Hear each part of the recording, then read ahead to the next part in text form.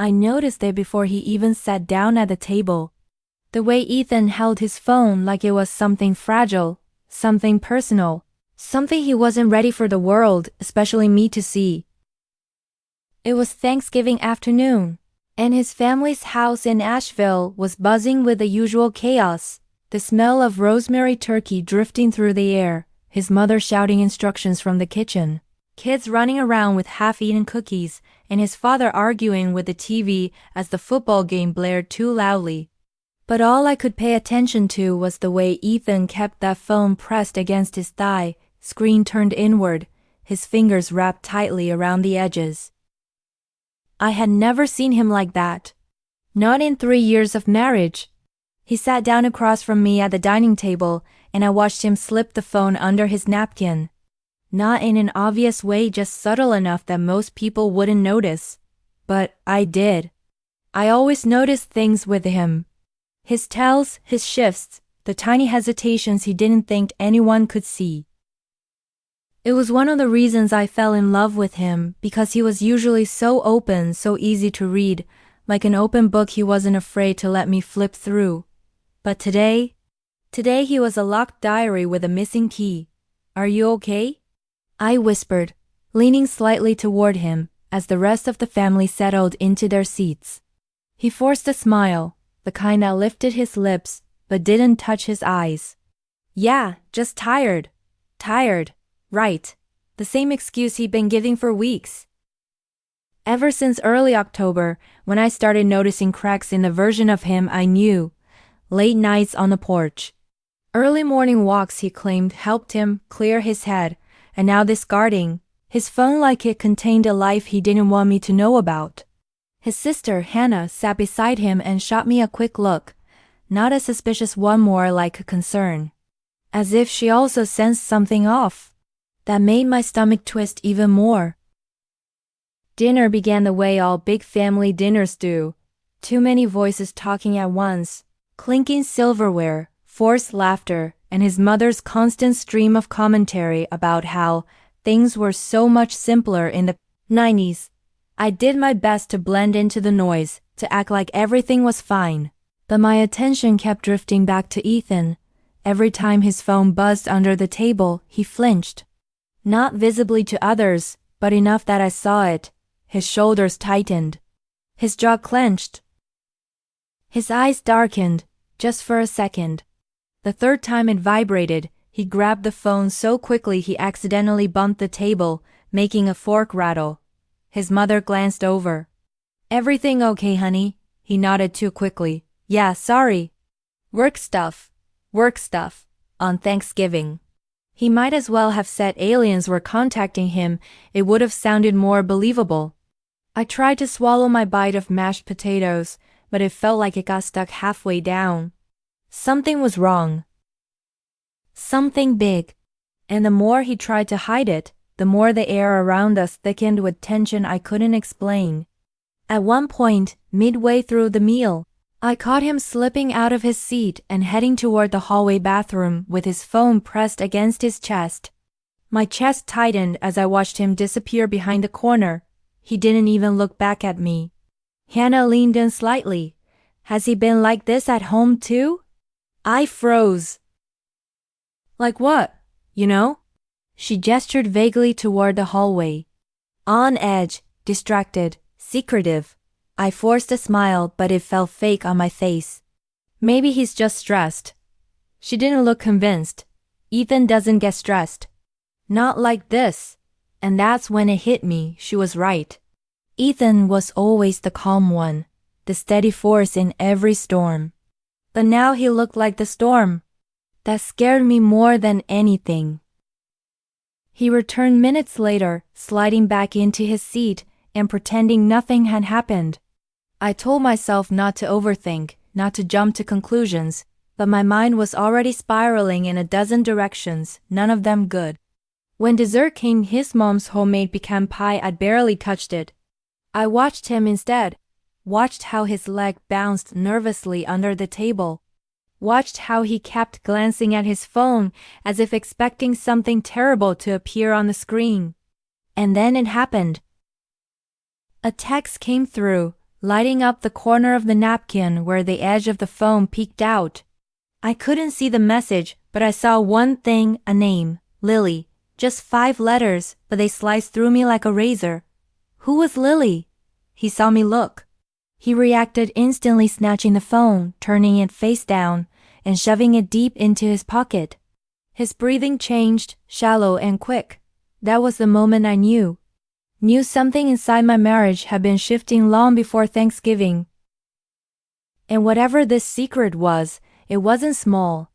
After dinner, the family moved into the living room for coffee and pumpkin bread, but Ethan claimed he was too tired and went upstairs to the guest room to lie down for a bit. His mother fussed about it, but he waved her off, his face pale, his movements sluggish, like he was carrying something unbearably heavy. I stayed downstairs as long as I could, pretending to laugh at his father's jokes and respond politely to his mother's endless commentary, but my mind was trapped upstairs.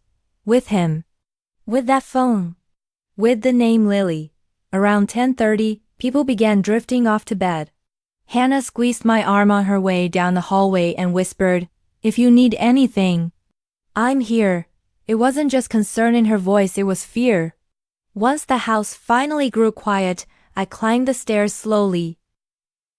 The hallway light flickered softly, casting long shadows across the walls. For a moment, I stood outside the guest room door, listening. His breathing was heavy, deep, exhausted. He was asleep. I pushed the door open gently. He was sprawled across the bed, fully dressed, his hand resting near the edge of the mattress, and there on the nightstand was his phone. The screen was dark, but I swear I could feel its weight from across the room, like it was silently daring me to look. My hands trembled as I moved closer. I didn't want to be this person. I didn't want to invade his privacy. But the way he guarded this device, the way he flinched every time the name Lily appeared, it wasn't just in my head. It couldn't be. I reached out slowly, then the phone buzzed, a single vibration. A message from Lily. That was the moment everything inside me broke. Not because I knew what I'd find, but because for the first time in my marriage, I felt truly afraid of the truth. I picked up the phone, and as the screen lit up, I braced myself for whatever was about to shatter me. The screen lit up in my hand, the glow illuminating my shaking fingers. For a second, I just stared at it, unable to breathe. Ethan's phone had always been something I never needed to touch. He was the kind of man who left it lying around without a lock, who let me grab it whenever mine died, who never cared if I saw his notifications because he said, "There's nothing in my life I need to hide from you." Those words echoed painfully in my mind as I held that device like it was a bomb waiting to explode. The message preview read, "Lily, please answer. I really need you." My chest tightened. Need him for what? Who was she?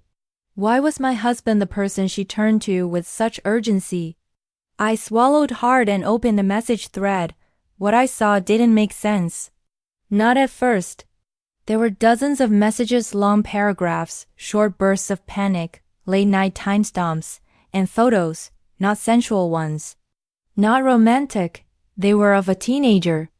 A girl who looked no older than 15 or 16, sometimes with smudged mascara, sometimes with a bruise on her arm, sometimes crying in what looked like a messy bedroom. My heart began pounding so loudly it drowned out the sound of my own breath. This couldn't be what it looked like. Ethan was not a monster, but the fear clawed at me anyway. The most recent message said, "Ethan, please don't disappear. I don't know what to do. Mom is drinking again and Marcus came over. I'm scared." My stomach dropped. This wasn't an affair. This wasn't lust. This was something else. Something darker. Something rooted in pain. I scrolled up, desperate for context. Months back, I saw the first message from her, a simple "Do you remember me?" Ethan had replied hours later, "If you're really who you say you are, then yes." After that came a flood of old wounds and secrets I never knew existed. Lily wasn't just some random girl. She was connected to his past. In a way he should have told me but didn't. As I read, the truth unraveled in aching pieces. Lily's mother was someone Ethan had been involved with when he was barely 20, long before we ever met. A short relationship that had ended badly, according to the messages. The woman had been unstable, drinking heavily, disappearing for days. When she got pregnant, she told Ethan the baby wasn't his. Told him to stay away, threatened him even. He believed her. Moved on, buried it. But Lily, now a teenager, had found him online months ago, saying she thought he might be her father and begging him to talk to her. Every message from her was laced with fear, loneliness, hopelessness. She wasn't looking for money or attention. She was looking for safety, and Ethan. He had been trying to be there for her, but secretly, without me. Without trusting me enough to bring me into the storm. Tears blurred my vision as I scrolled through their conversations. Not because he cheated. Not because he betrayed me with another woman. But because he didn't trust me with the truth. Because he carried this alone, letting it consume him while I slept next to him every night, clueless. I kept reading. 2 weeks ago, Lily, Marcus said he might come back tonight. Please tell me what to do, Ethan.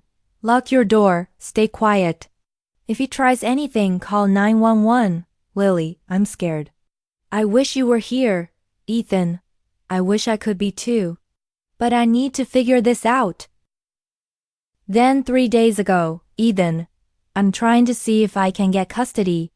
But it's complicated. Custody.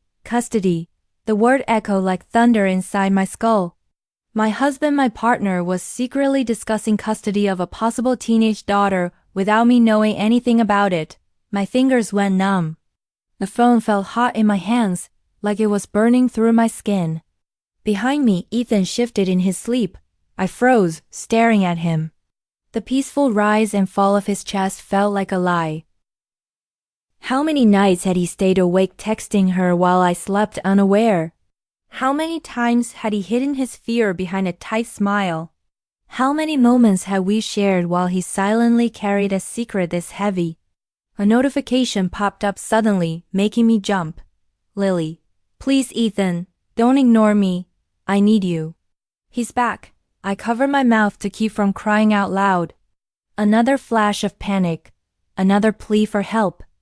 And Ethan had been hiding this from everyone, including me. Something inside me broke open, raw and trembling, but not from jealousy.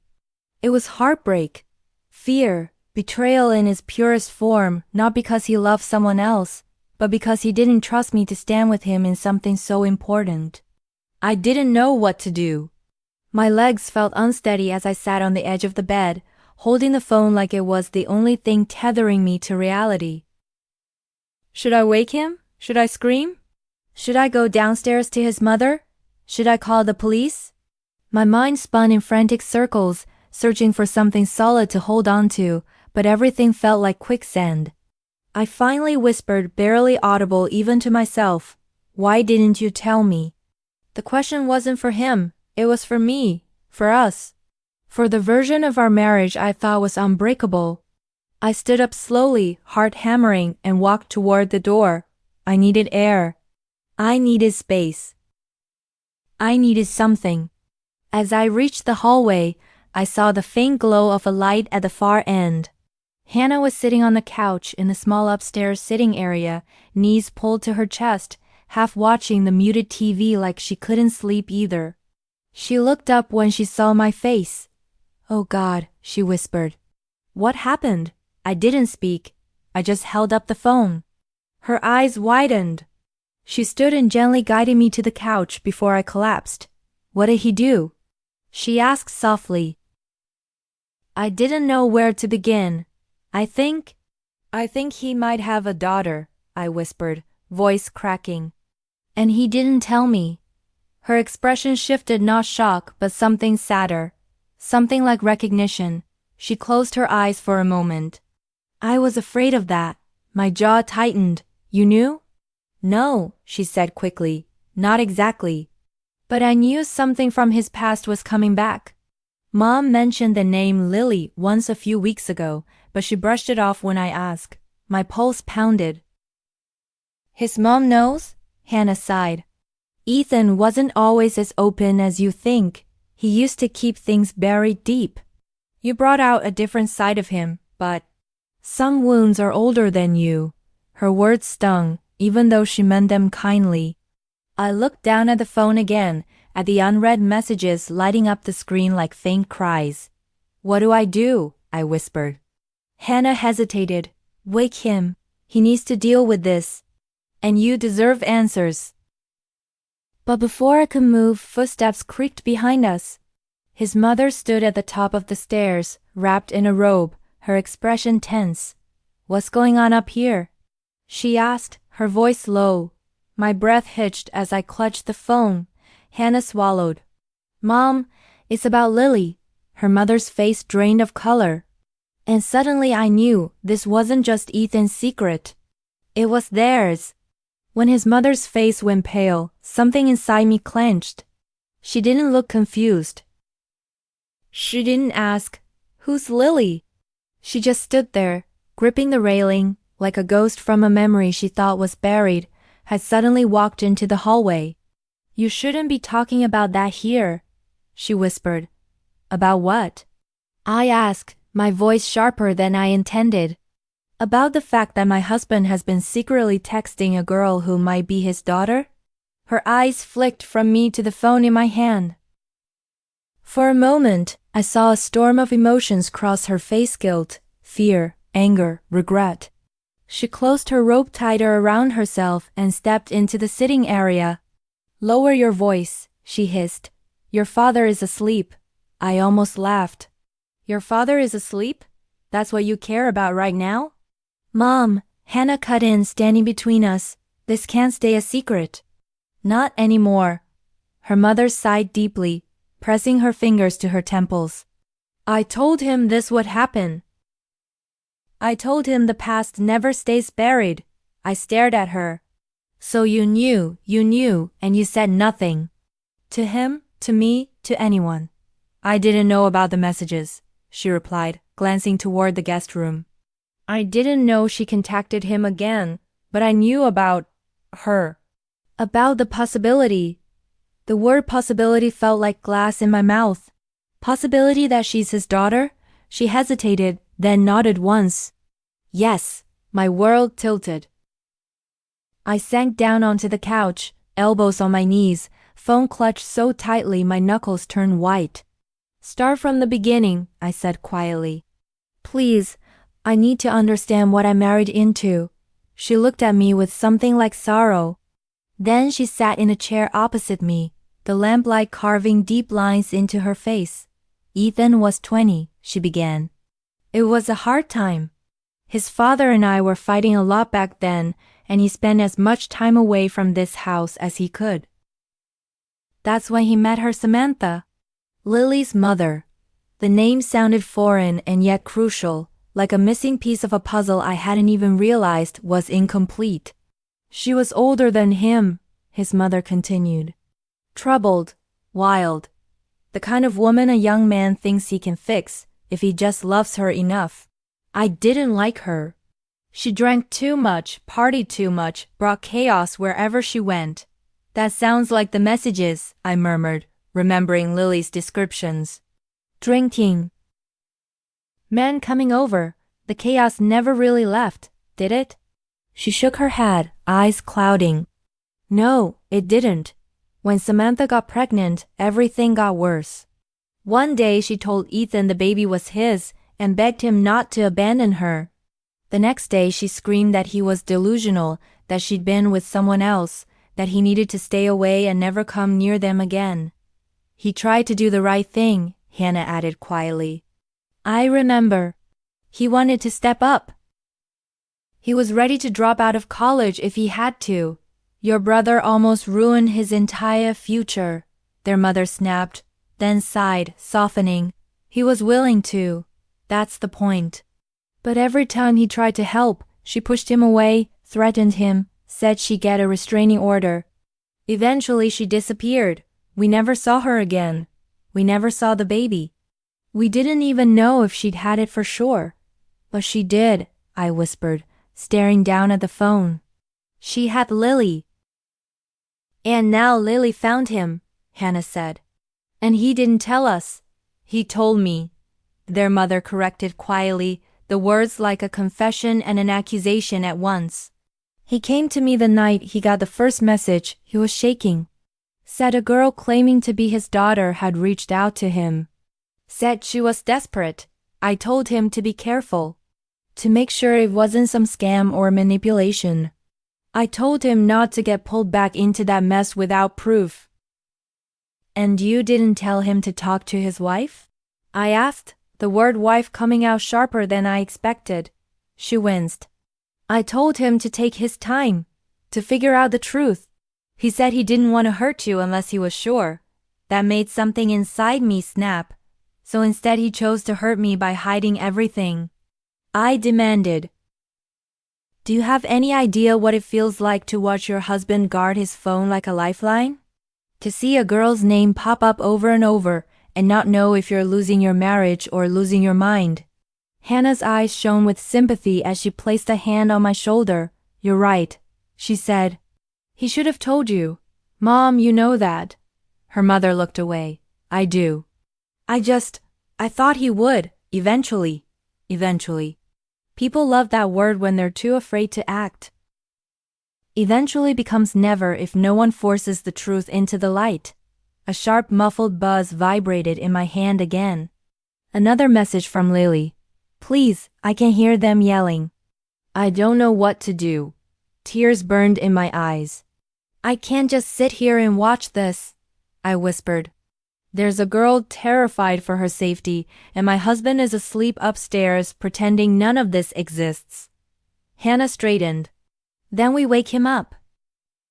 Her mother opened her mouth as if to protest, but closed it again. She knew this had reached a point beyond her control. We stood together and walked back toward the guest room. My heart pounded so hard my legs felt weak. I wasn't just walking toward my husband.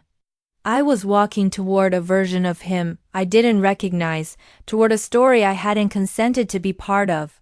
When we stepped into the room, Ethan was still asleep on his side, one arm tucked under the pillow. His face looked younger in sleep, softer, vulnerable. For a moment, I hesitated, remembering all the nights he'd held me, all the times he'd told me I was safe with him. But safety built on secrets is just a prettier version of fear. Ethan, I said, my voice low but firm. He didn't move. I walked closer, my hand trembling as I touched his shoulder and shook him gently.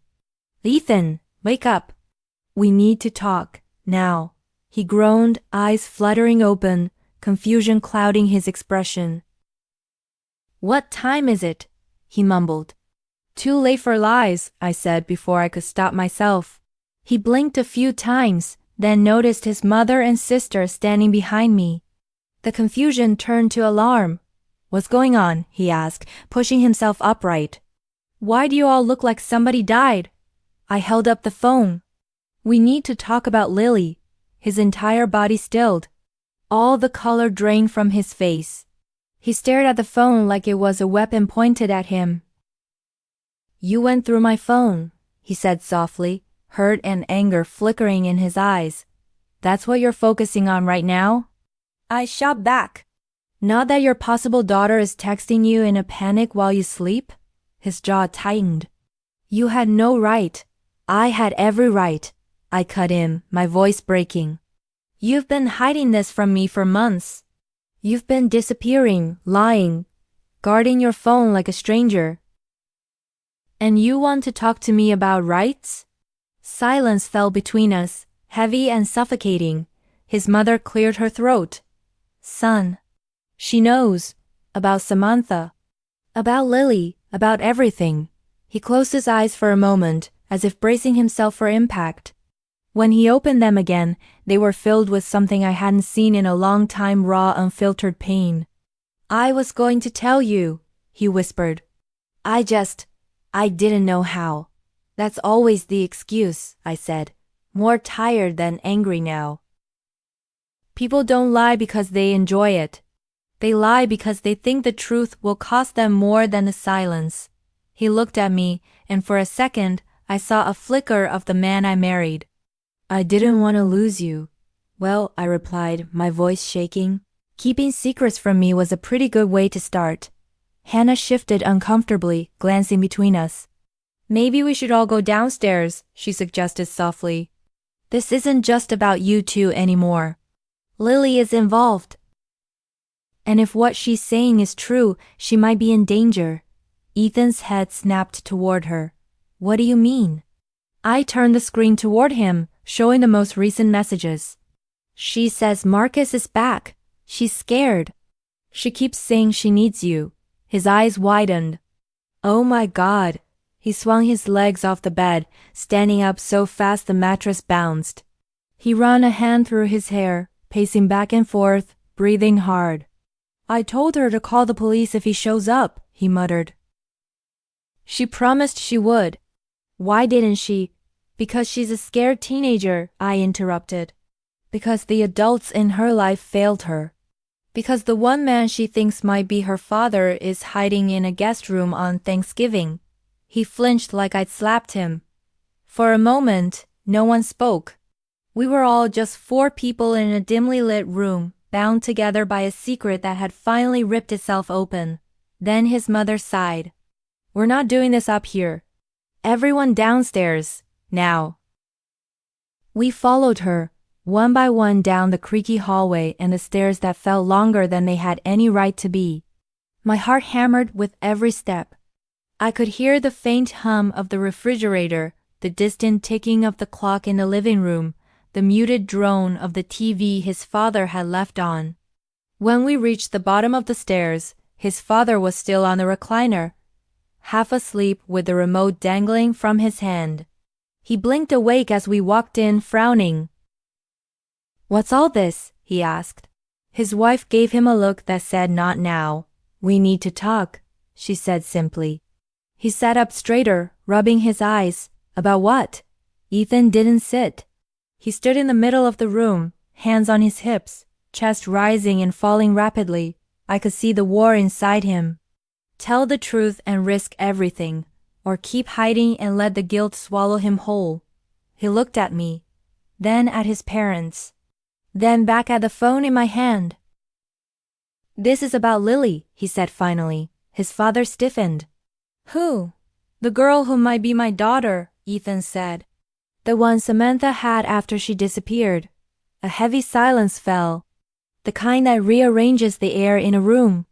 His father stared at him, shock and anger battling for dominance on his face. You told me she lied, he said slowly.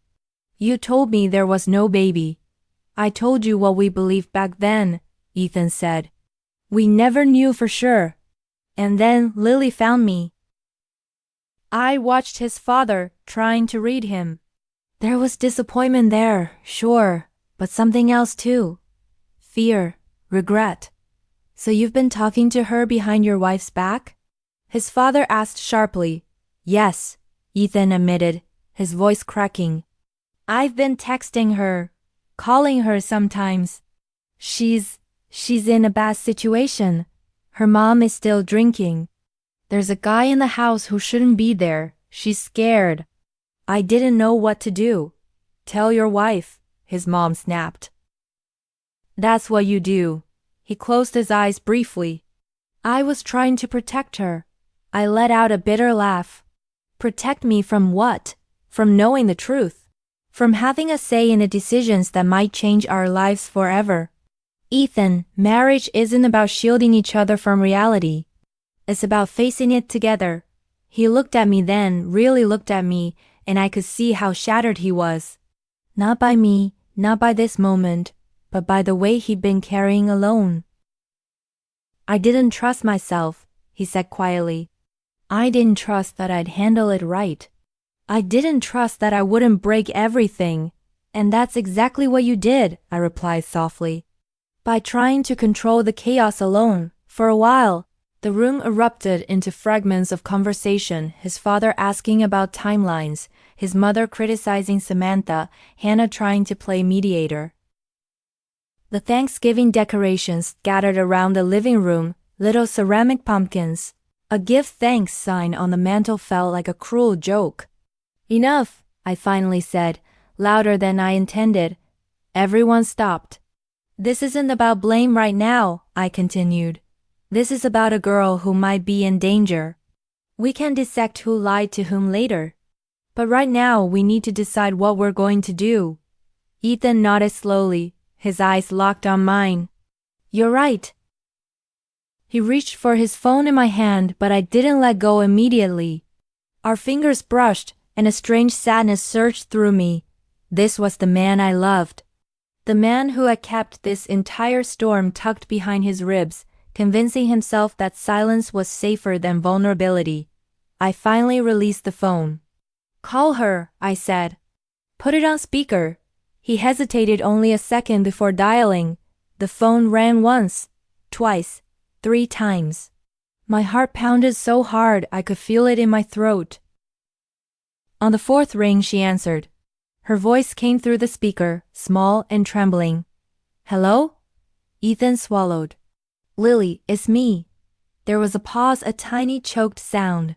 You've finally answered. I'm sorry, he said, his voice thick. I'm here now. What's going on? Are you safe? Another pause. Then a quiet sniff. He came back, she whispered. Mom let him in again. They're downstairs yelling. I'm in my room with the door locked, but I'm scared. He keeps saying he wants to talk to me. I don't want him near me. My knees nearly buckled. I grabbed the back of the couch to steady myself. Ethan's jaw clenched. Is he in your house right now? Yes. Does he know you're in your room? Yes. Lily. His voice softened. I need you to listen to me, okay? You are not alone right now. I know it feels like it, but you're not. I want you to call 911 right now. Tell them you're a minor, that you're afraid for your safety, that there's a man in your house who shouldn't be there. They have to take that seriously. Can you do that? She hesitated, breathing shaky. What if Mom gets mad? What if they don't believe me? If they don't believe you at first, keep talking until someone does, he said firmly. You have the right to be safe. You have the right to be heard. Do you understand? A small sound came through the speaker, like a stifled sob. Okay. And Lily? He added, his voice breaking just a little. I'm going to find a way to help you. I should have done more sooner, and I'm sorry. But I'm not ignoring you anymore. I felt that apology like a punch to the chest. It wasn't just for her. It was for me too, for all of us. Okay, she whispered again. I'll call. The line went quiet. He stayed on, listening to her breathing as she dialed. Seconds stretched into hours. We heard her speak to the operator, her voice shaking as she explained. We listened to the questions, the reassurances. We heard her give her address, say the man's name Marcus, and describe how many times he'd been there before. When the operator said officers were on their way, I saw Ethan's shoulders sag with relief and terror all at once. You did great, he told her. Stay in your room until they get there. Don't open the door for him, only for the officers. Will you stay on the phone? She asked softly. He looked at me. Every part of me hurt. I could feel the fracture lines in my trust, my expectations, my future. But I also couldn't ignore the girl on the other end of the call, alone in a house that sounded more like a battlefield than a home. Yes, I said quietly. We'll stay, he nodded. Yeah, kiddo. We're not going anywhere. We all sat down me on the couch, Ethan beside me, his mother and father in their chairs, Hannah on the floor. It was the strangest tableau I'd ever been part of. A Thanksgiving family gathering turned into an emergency support circle for a girl who might be blood and might not be. But either way was undeniably real. For long minutes we listened. To her breathing, to the distant shouts downstairs, to the faint sound of sirens in the background. As we waited, my mind wandered in that strange way it does when life feels like it's slipping sideways. I found myself thinking about how everything in life seems to swing between extremes: love and fear, truth and denial, chaos and order. You think you can keep one side from touching the other by staying in the middle, by staying quiet. But the scales always even out. Suppressed truth finds its way into the light. Hidden pain spills over. Tonight, all of it was spilling at once. When Lily finally whispered, "They're here," we all exhaled at the same time. Like we'd been holding our breath for more than just the last few minutes, like we'd been holding it for years. We listened as she walked down the stairs, as officers asked questions, as her mother cursed, as Marcus denied everything. We couldn't hear it all, but we heard enough to know it was messy, painful, complicated. Eventually she came back on the line. "They're talking to me now," she said. "They said I might be able to stay somewhere else for a while. I don't know what's going to happen." Ethan swallowed hard.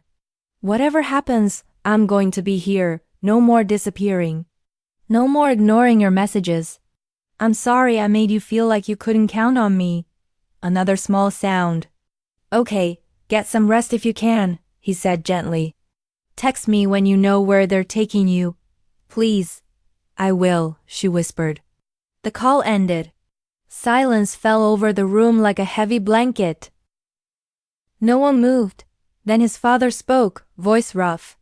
"Well, Fun, you got yourself into a hell of a situation." Ethan laughed once, humorless. "I didn't get myself into it. I was born into it, and then I ran from it." He turned to me slowly. "And I dragged you into it without your consent," he added. "That's on me." My chest ached. There was no neat way to package what I felt, no simple label like anger or hurt. It was all of it, swirling together. "We'll talk about that," I said quietly. "But not right this second. Right now I need to breathe." He nodded, eyes glistening. "I get it." He stood and walked toward the kitchen to get a glass of water. His parents started whispering to each other in low, urgent tones. Hannah came to sit beside me on the couch. "You okay?" she asked gently. "No," I replied honestly. "But I'm here," she nodded. "Sometimes that's all you can be." As I sat there, the taste of cold coffee and pecan pie still lingering faintly in the air, I realized something I never fully acknowledged before. Life doesn't ask if you're ready before it hands you the truth. It just drops it in your lap and waits to see what you'll do with it. For the first time that night, I wasn't just afraid of what Ethan had hidden. I was afraid of what it meant for everything we were supposed to be. And deep down, I knew the hardest conversation of all hadn't even started yet. That conversation would happen between just us, husband and wife, two people who loved each other, two people who had broken each other anyway. And somehow, we'd have to decide if that love was strong enough to survive the truth. When Ethan came back from the kitchen, he didn't sit down right away. He leaned against the doorway, holding the water glass with both hands like he needed the cold to steady himself.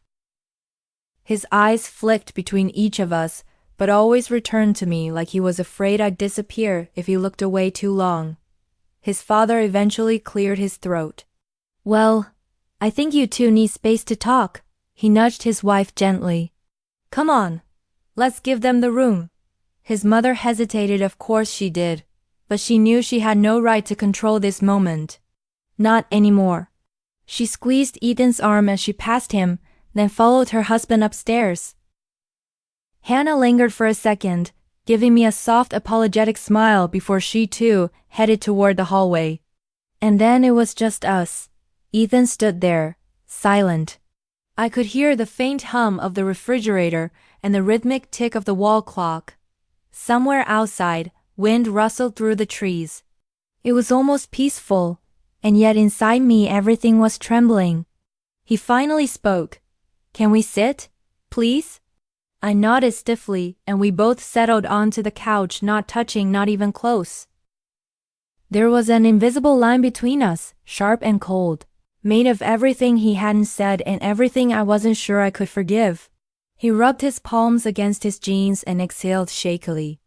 I know you probably hate me right now. I don't hate you, I said quietly. I'm hurt.